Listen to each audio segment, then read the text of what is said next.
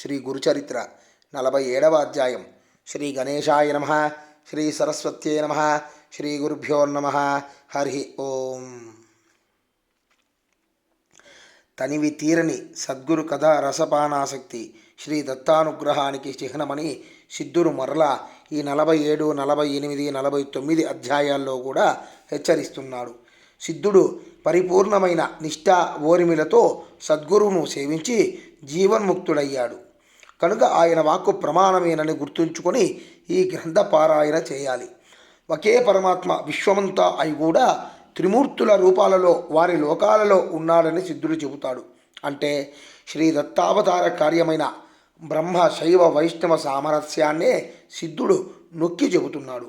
ఆ రూపాలలో ఆయా లోకాలలో ఆవిర్భవించిన పరమాత్మే భక్తులను ఉద్ధరించడానికి భూమి మీద సంచరిస్తున్నాడని చెప్పి సద్గురువులో త్రిమూర్తుల ఐక్యం ఉన్నదని గుర్తు చేస్తున్నాడు. భగవంతుడు ప్రతి యుగంలోనూ అలా అవతరిస్తాడు అని చెప్పడం వలన ముందటి అధ్యాయాల్లో చెప్పినట్లు సద్గురు సేవకులను సమీపించవద్దని భగవంతుడు కలిపురుషునికి చెప్పినందువల్ల మనము అట్టి సద్గురువును సేవిస్తే ఈ కలిమలానికి వెరవవలసిన అవసరం లేదని సిద్ధుడు హెచ్చరిస్తున్నాడు. శ్రీగురుడు ఒకే సమయంలో 8 గ్రామాలలోని భక్తుల ఇండ్లకు వెళ్ళాడు. శ్రీగురుడు తనను భక్తితో సేవిస్తున్న కృషీవలునికి లక్ష్మి భక్తి కూడా స్థిరంగా ఉండేలా వరమిచ్చాడు. లక్ష్మి చంచలమని లోక ప్రసిద్ధి. మోక్షకారకులైన కళ్యాణ గుణాలే అసలైన లక్ష్మి అని మహర్షి వాక్యం. అంటే లౌకిక సుఖాలే కోరే అగ్నులకు కూడా సద్గురుడు అతడు కోరిన అభీష్టానికి తోడు మోక్ష అర్హతను కూడా ప్రసాదిస్తాడన్నమాట. అదే ఒక వంక దేవతలకు, సామాన్య సిద్ధపురుషులకు, మరో వంక శ్రీ దత్తావతారులైన సద్గురువులకు భేదము. గురువు అనే క్షేత్రం సారవంతమైన కొద్దీ ఒకే భక్తి బీజం అధికంగా ఫలిస్తుంది. శ్రీగురుడు గంధర్వపురంలోనూ అమరపురంలోనూ నివసించడానికి అక్కడెన్నో తీర్థాలు దేవతలు ఉండడమే కారణమని చెబుతాడు కానీ తాను కారణము అనడు. కానీ తీర్థాలన్నీ మహనీయుల తపోప్రభావం వల్ల ఏర్పడతాయని ముందే చెప్పాడు. పూర్వం ఒక జీవన్ముక్తుడైన శివభక్తుని సంచారం చేత ఆ క్షేత్రం పావనమైనదని స్వామి చెబుతాడు. మహాత్ముల సన్నిధిలో సర్వతీర్థ క్షేత్రాలుంటాయని, దేవతలుంటారని గురుగీత చెబుతుంది. వాటిని అగ్నులు గుర్తించలేరు. ఆ జీవన్ముక్తుడు విశ్వేశ్వరుని ప్రార్థించి ఆ తీర్థాలను వారికి చూపాడు. సామాన్యులు సద్గురు మహిమను గుర్తించి సేవించలేరు గనక వారికి తగిన ఆలంబనం వారికి చూపాలి కదా. వాటి వల్ల పవిత్రులయ్యాక వారికే సత్యం గోచరమవుతుంది. శ్రీగురుడు రత్నాదేవి జన్మాంతంలో అనుభవించవలసిన దుష్కర్మ ఫలాన్ని పోగొట్టాడు. సద్గురువు కర్మను కూడా నశింపజేయగలరని, కానీ అందుకు భక్తులు ఎంతో శ్రద్ధాభక్తి కలిగి ఉండాలని మనం తెలుసుకోవాలి. నామధారకుడు కోరిన ప్రకారం అటుపై కథ సిద్ధయోగి ఇంకా ఇలా చెప్పారు. నీవెంతో అదృష్టవంతుడివి కనుకనే ఈ కథ పట్ల ఇంత శ్రద్ధాశక్తులు కలిగాయి. ఈ కథ వినడం వలన పతితులు కూడా పావనులవుతారు. ఒకప్పుడు దీపావళి పండుగకు ముందు 7 సన్నిహిత భక్తులు స్వామిని దీపావళికి ముందు వచ్చే ధనత్రయోదశి పర్వదినాన తమ తమ ఇళ్లకు భిక్షకు ఆహ్వానించాలని గానుగాపురం వచ్చారు. అదే గంధర్వపురం వచ్చారు. ఆ 7 ఆ చుట్టుప్రక్కలున్న 7 గ్రామాలకు పెద్దలు. వారి ప్రార్థన విని స్వామి ఒకే సమయంలో మీరందరూ ఆహ్వానిస్తే మేము అదే రోజు అందరి ఇళ్లకు రావడం ఎలా సాధ్యము? అలా అని మీలో ఎవరి కోరికను మేము కాదనలేము కనుక మీలో మీరు సంప్రదించుకొని ఒక నిశ్చయానికి వచ్చి ఎవరింటికి రమ్మంటే అక్కడికి రాగలము అన్నారు.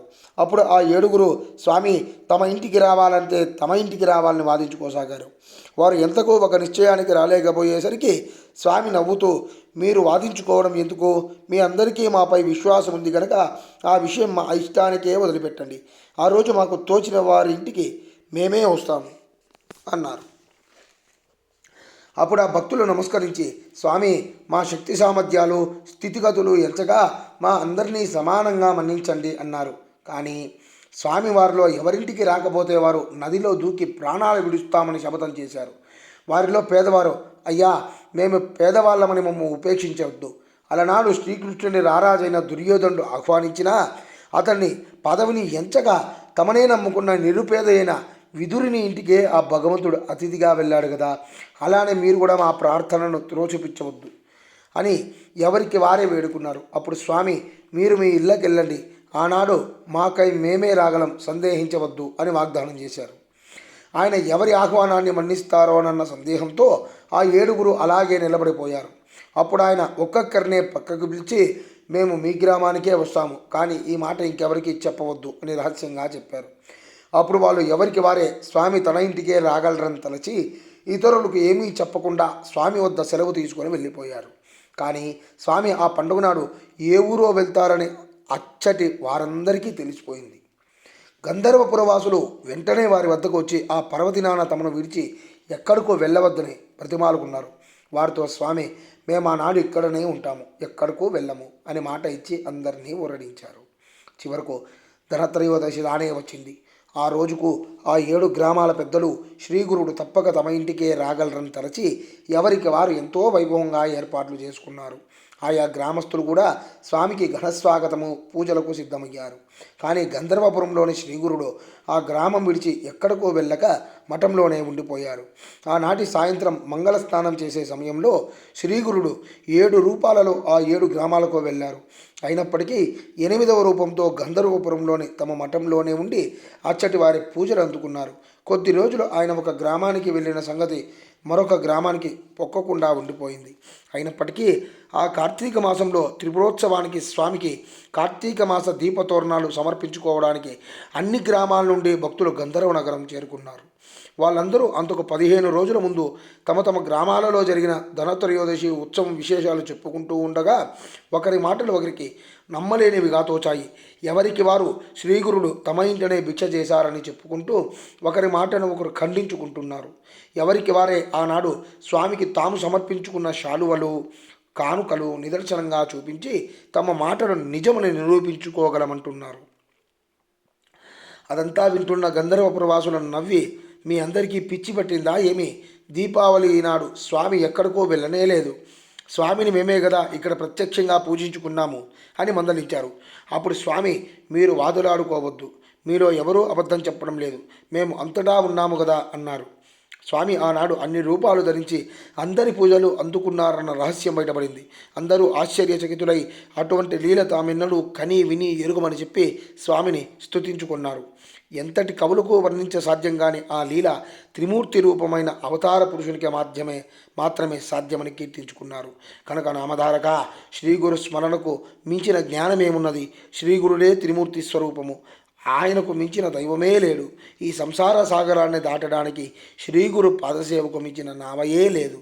గురు కథామృతాన్ని మించిన అమృతమే లేదయ్యా అన్నారు సిద్ధయోగి. శ్రీ దత్తాయ గురవే నమః. శ్రీ శ్రీపాద శ్రీవల్లభాయ నమః. శ్రీ నృసింహ సరస్వత్యై నమః. ఇది శ్రీ గురుచరిత్ర 47వ అధ్యాయం సమాప్తం.